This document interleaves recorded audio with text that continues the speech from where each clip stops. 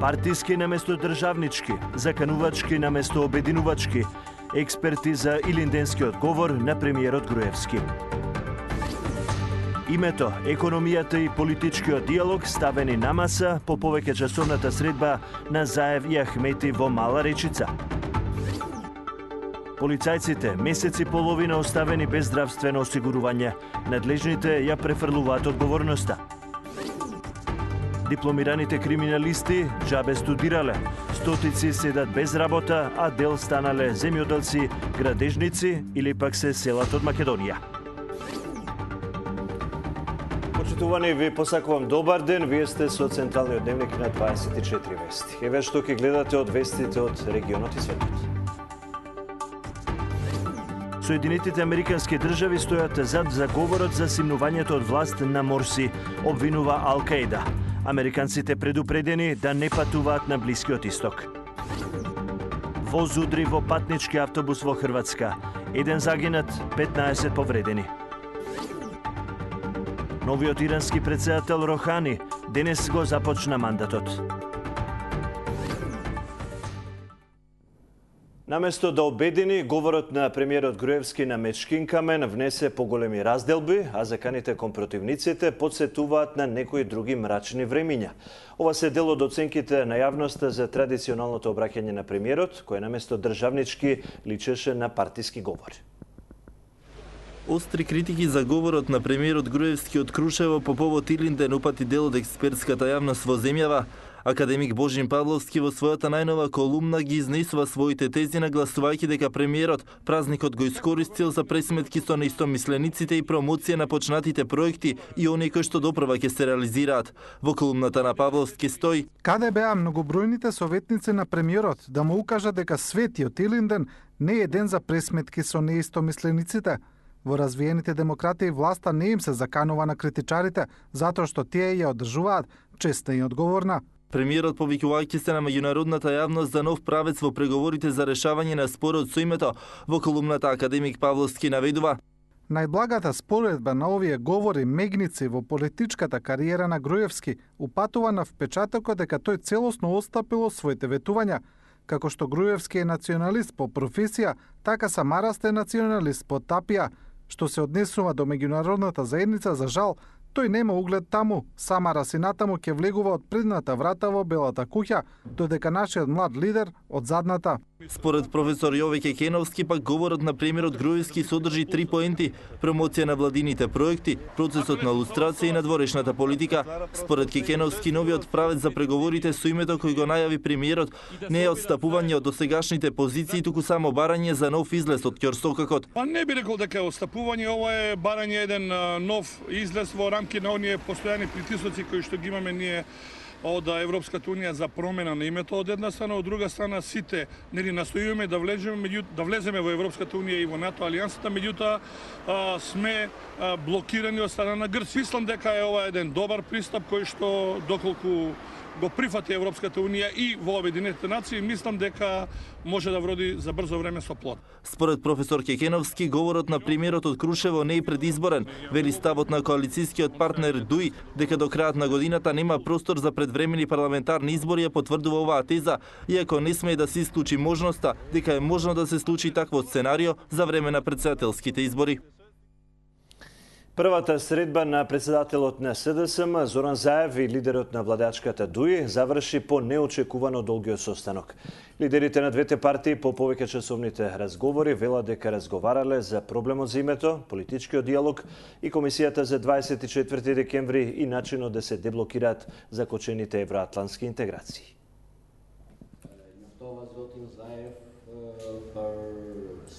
Го запознав господинот Заев за стратегијата на Демократската унија за интеграција и зошто сите овие активности ги прави токму во овој период на 100 годишнината од Балканските војни, со цел и е повеќе од оправдано да токму на оваа 100 годишнина сите народи од Западниот Балкан да влезат во еден процес на целосно помирување со цел целиот регион да биде дел од НАТО и Европската унија.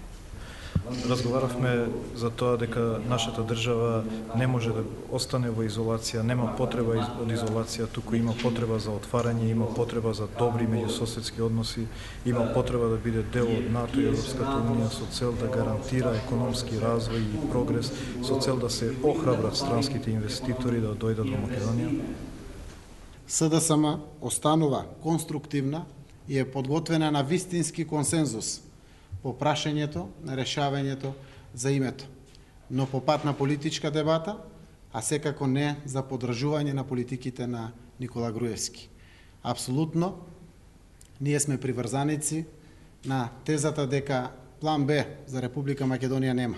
Го информирав дека реално комисијата не може да продолжи да работи без председател и дека ВМРО-ДПМН не се согласува да прифати уставни прекршувања и употреба на сила врз пратениците и новинарите.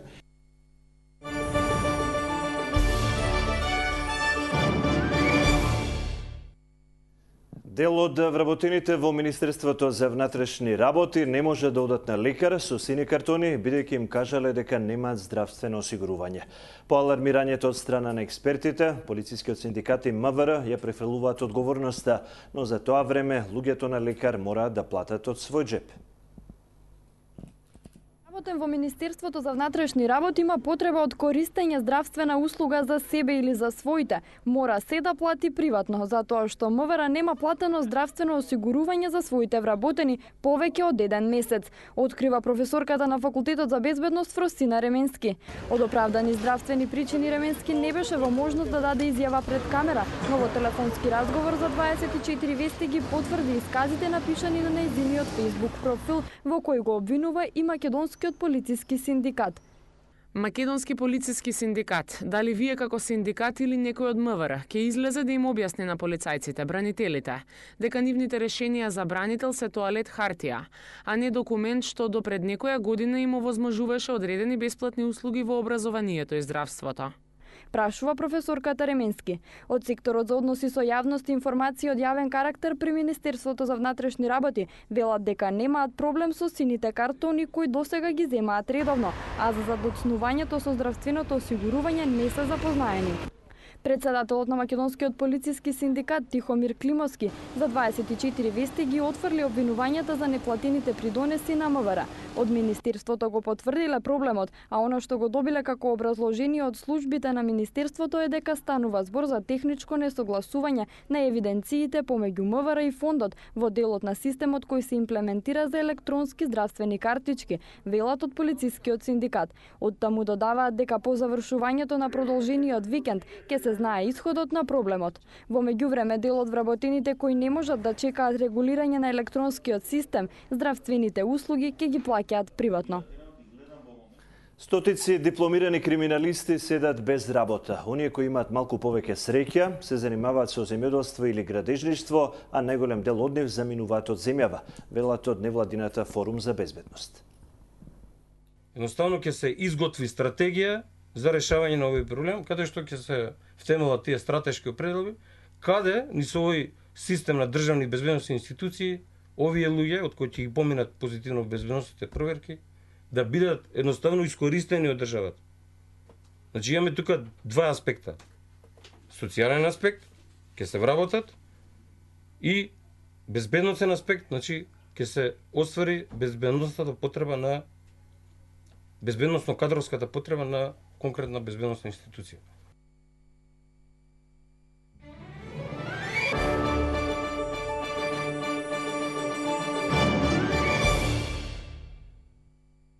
Прво анализа па договор со Газпром. Што треба да покаже физибилити студијата, професора?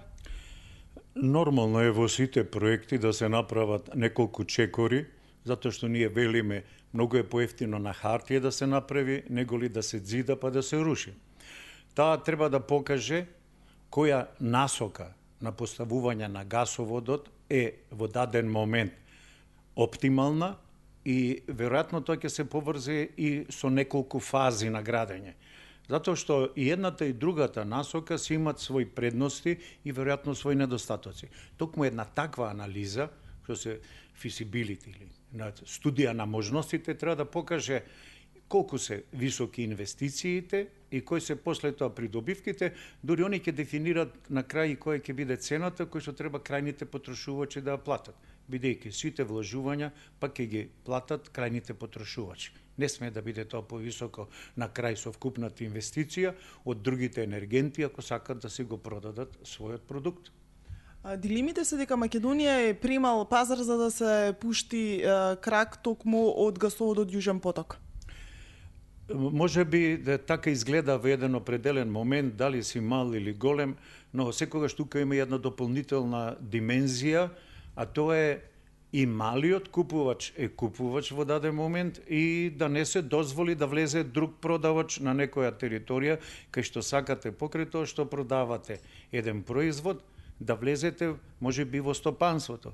Затоа што една голема институција, ја нарекувам Газпром, не само компанија, нема само да продава газ. Она може да размислува за изградба на енергетски објекти, може да размислува и за друг дел од дејноста, така да влегувањето не е поврзано само со продажбата на својот производ, без обзир колку сте мали. А со друга збор, он става рака да не влезе друг пред него, на овој пазар да го покрие и да направи на конкуренцијата да им биде потешко инвестирањето. Директно да го споредиме со проектот ТАП.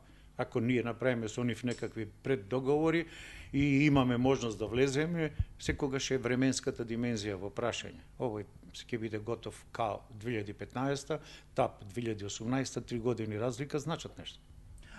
Што представува рускиот газ за македонската економија? Повеќе пати сме кажале и со нашите стратешки документи и со дејноста во стопанството на Македонија и треба енергија. Гасот има предности во однос на течното гориво, а овој договор обезбедува долгорочно безбедност да купите до таа количина која што сте ја договориле. А веројатно за следните 20 години тој ќе биде за Македонија доволна количина според проекциите за развојот на стопанството и енергетиката до 2030 година. Според вас, од каде е најдобро трасата да поминува, од Бугарија или од Србија? И едното и другото си има предности и недостатоци. Сега како ги анализираме, во Бугарија има развиена гасна мрежа каде што во тие гасоводи кои што се веќе делумно сопственици Газпром со некои фирми керки што ги имаат во Бугарија и можат да искористат некои делници за транспорт на оваа, ја би ја рекол, не е толку преголема количина на газ 2 милиарди и да стаса до нашата граница и да биде можеби за нијанса поевтина. Но трасата па од Србија има некои други предности, бидејќи Србија, а со тоа и Газпром, кој што е тамо исто така, дури во повисоки сопственички односи во таа мрежа, они треба да снабдуваат со газ Јужна Србија. Тоа значи целиот регион на кај Ниш, на кај Врање, треба да го изгради Србија.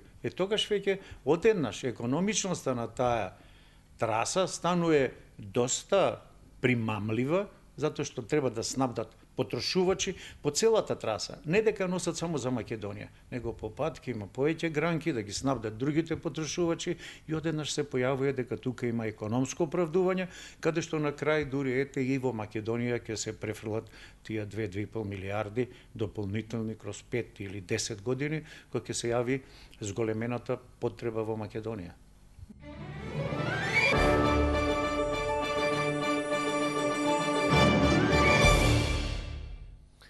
А како изгледа традиционалната македонска етно венчавка годинава за ова подолу во дневникот?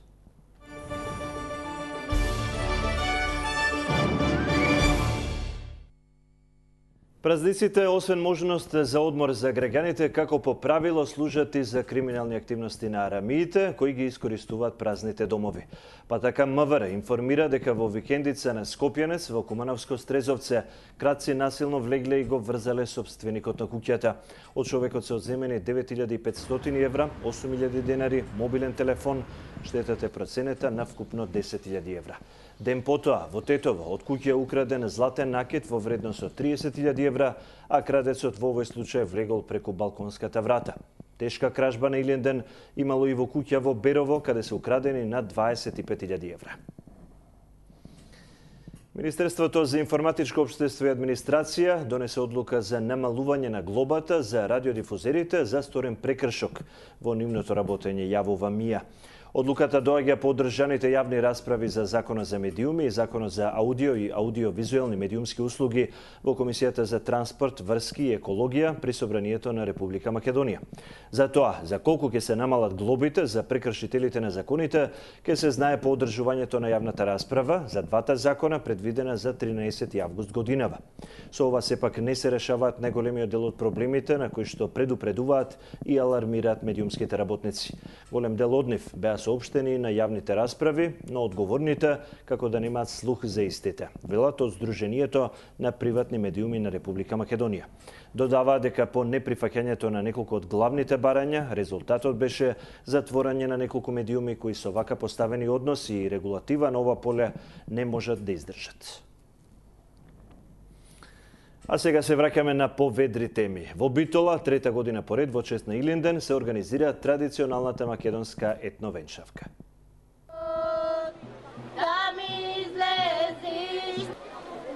Во чест на големиот македонски празник Илинден, веќе трета година поред, Центарот за едукација и негување на традицијата и фолклорот Етно Илинден од Битола и оваа година ја организира македонската етновенчавка.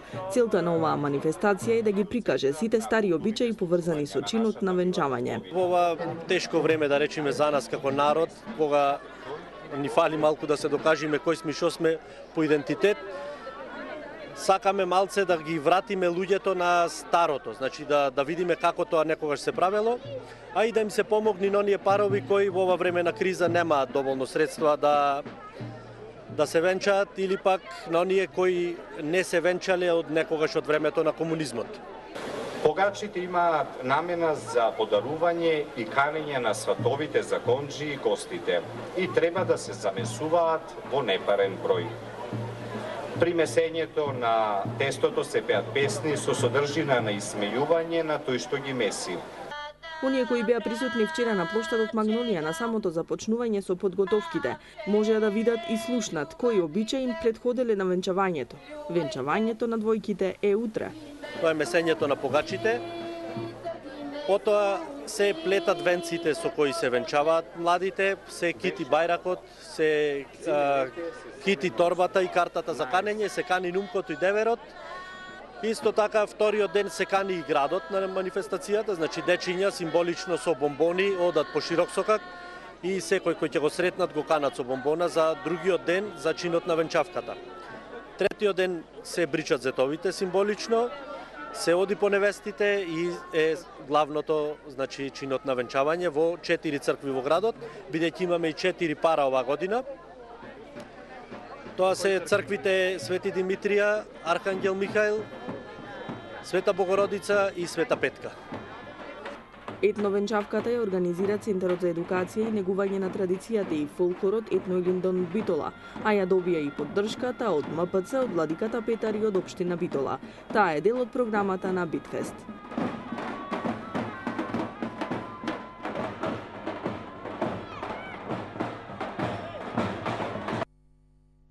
Несекојдневна железничка несреќа во Хрватска, воз удри во патнички автобус. Дневникот продолжува со вестите од регионот и светот.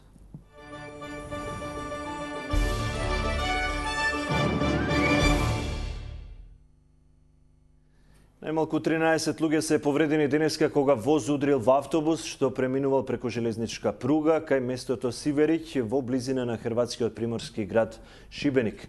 20 од повредените се во животна опасност. Едно лице загина, 15 други се повредени денеска кога воз удрил во автобус што преминувал преку железничка пруга во близина на хрватскиот град Дрниш. Несреќата се случила околу 8 часот и 30 минути меѓу местата Бадањ и Сиверик кога воз кој патувал од Книн удрил во автобус на автотранспорт Шибеник кој се обраќал од Книн кон Дрниш. Според хрватските медиуми, 9 од повредените се наоѓаат во критична состојба. Бев на ливада на околу 200 метри од преминот и ја слушнав сирената на возот, но свиреше подолго од обично и потоа слушнав тресок. Полициската истрага за несреќата се уште траено, според првичните сознанија, најверојатна причина за сударот е неисправноста на рампите на пругата кои не се спуштиле со надоаѓањето на возот. Според Хрватски железници, вчера на истото место се случила сообраќајка во која бил оштетен системот за сигнализација и рампата. Сигурносниот систем не работел затоа што вчера автомобил удрил во рампата и го оштетил. Дефектот беше веднаш пријавен и денеска очекуваме од Загреб да пристигне екипа која требаше да го поправи. Сите повредени биле патници во автобусот и се хоспитализирани во општата болница во Шибеник. Вкупно 250.000 дипломатски депеши што водникот Бредли Менинг му ги предаде на Викиликс ја ограничија способноста на Стејт Департментот за заштита на човековите права, изјави вршителот на должноста, американски помошник државен секретар Мајкл Козак. Во текот на судскиот процес против Менинг, Козак нагласи дека со обелоденувањето на дипломатските дописи бил разоткриен идентитетот на лица кои соработувале со САД и тие биле изложени на опасност од убиства, измачување и лишување од слобода. Доколку биде прогласен за виновен, Менинг може да биде осуден на 136 години затвор.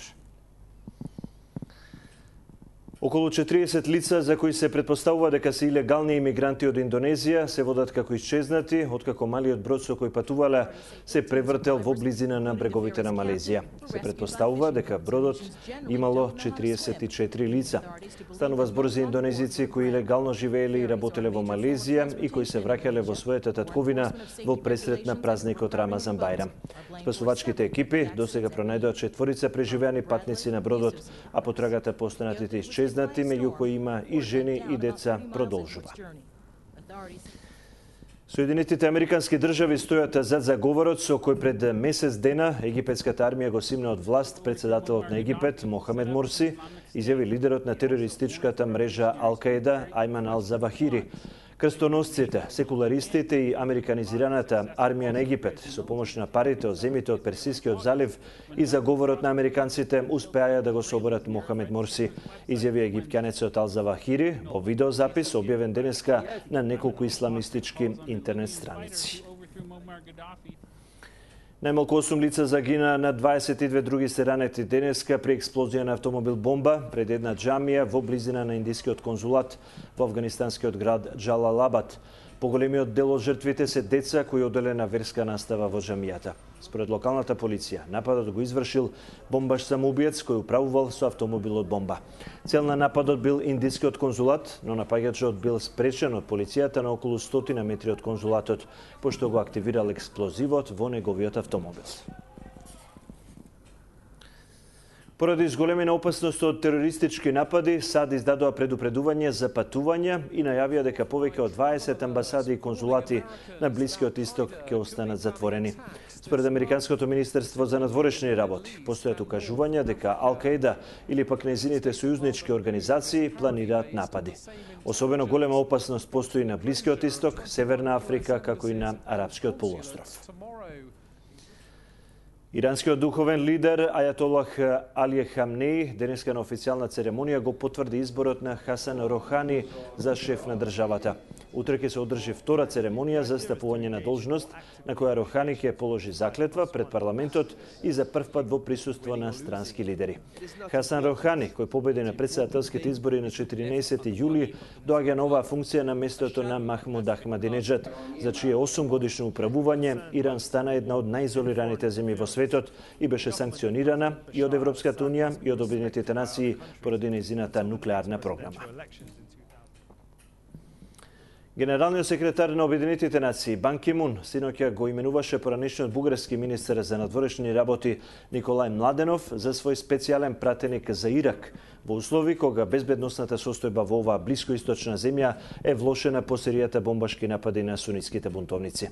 Во верски мотивираните напади во Ирак во текот на јули загинаа најмалку 1000 лица, што инаку е најголем месечен биланс на жртви во оваа земја уште од 2008 година. Анастасија Богдановски не го оствари својот најдобар резултат на последниот настап на македонските пливачи на светското првенство во Барселона. Русинката Ефимова постави нов светски рекорд на 50 метри градно. Утре стартува новата сезона во домашното фудбалско првенство. Шампионот Вардар фаворит за одбрана на титулата. Победа за Србија, пораз за Летонија во подготовките за Евробаскетот. Грег Оден пристигнува во редовите на шампионот Мајами.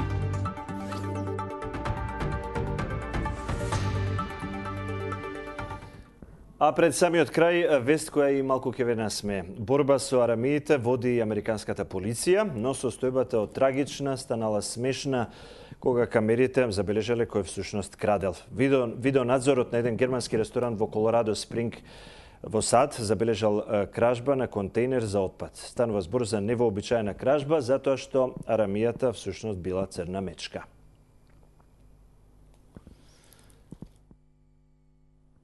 Останете со 24 вести, за некоја минута следуваат и спортските информации. Ви посакувам пријатен ден.